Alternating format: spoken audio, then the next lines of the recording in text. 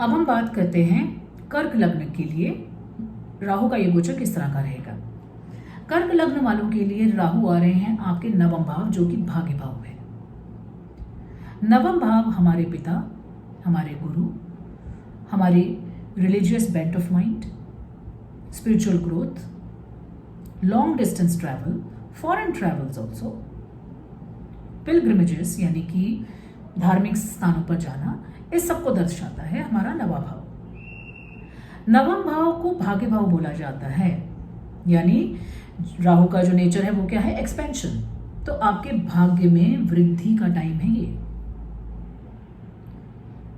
राहु का यहां पर आना आपका इंटरेस्ट बढ़ा देता है स्पिरिचुअल प्रैक्टिसेस में, यानी रिलीजियस एक्टिविटीज में, मंदिर जाना, श्राइन्स पे जाना, धार्मिक स्थलों की यात्रा करना, लॉन्ग डिस्टेंस ट्रैवल्स को बढ़ाएगा।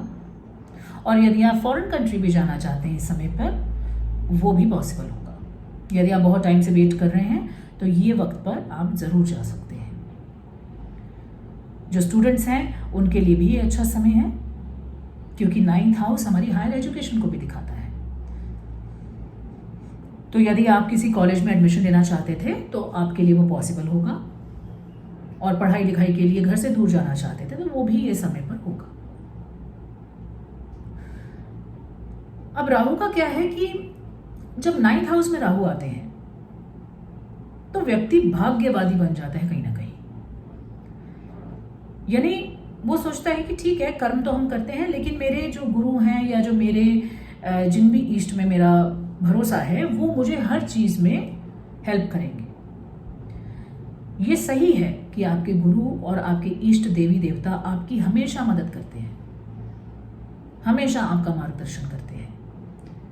लेकिन क्योंकि हम इस पृथ्वी लोक पर हैं तो हमें कर्म तो करना ही है, इसलिए सिर्फ भाग्य के ऊपर डिपेंड करना काफी नहीं, आपको अपने कर्म पर भी ध्यान देना है। और राहु क्योंकि एक्सपेंशन करते हैं तो इसलिए हमारे इस समय इंटरेस्ट जो होते हैं डिफरेंट रिलीजन्स की तरफ भी हो जाते हैं। जैसे समझ लीजिए यदि आप एक किसी पर्टिकुलर देवी देवता की पूजा कर रहे हैं तो हो सकता है कि आप सोचें ओके, अब मैं किन्हीं गुरु को फॉलो कर लेता हूँ या किन्हीं और इष्ट देव को पूजने लगता हूँ, ये भी पॉसिबल होता है। तो अपनी आस्था को आप बांटे नहीं, विभाजन ना करें उसका, और अपने कर्म पे पूरा पूरा विश्वास रखें। ईश्वर हमेशा आपको मदद करते ही हैं, आपका मार्गदर्शन करते ही हैं, इसमें कोई शक नहीं। लेकिन राहु का ये प्लेसमेंट यहां आकर आपको इस चीज में धुंधलापन देता है कि कर्म भी उतना ही इंपॉर्टेंट है जितना कि ईश्वर की कृपा। तो इसमें आपको थोड़ा सा कंफ्यूजन दे देता है। और हो सकता है पिताजी से भी थोड़े, अपने आपके जो फादर हैं या जो आपके गुरु हैं उनसे भी थोड़े बहुत कहीं ना कहीं मतभेद थे, तो उस बात का आपको ध्यान रखना है।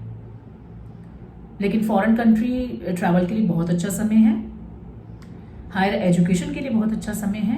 कोई आप हायर लर्निंग करना चाहते हैं, उपनिषद, वेदांत, इन सब की स्टडीज करना चाहते हैं, आपका इंटरेस्ट भी बढ़ेगा इन सब चीजों में, तो आप वो जरूर कीजिए।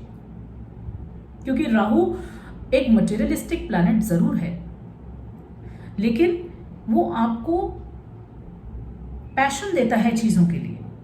तो यदि आपका पैशन बन गया है इस समय पे कि मुझे वेदांतों को पढ़ना है, मुझे उपनिषद पढ़ना है, गीता पढ़नी है, या कोई भी धार्मिक स्क्रिप्चर्स पढ़ने हैं, और आपका इंटरेस्ट जगेगा भी उस तरफ, तो आप जरूर करिए, वो आपको बहुत हेल्प करेगा वो चीज। तो राहु की एनर्जी को आप सही तरीके से इस्तेमाल करना सीखिए।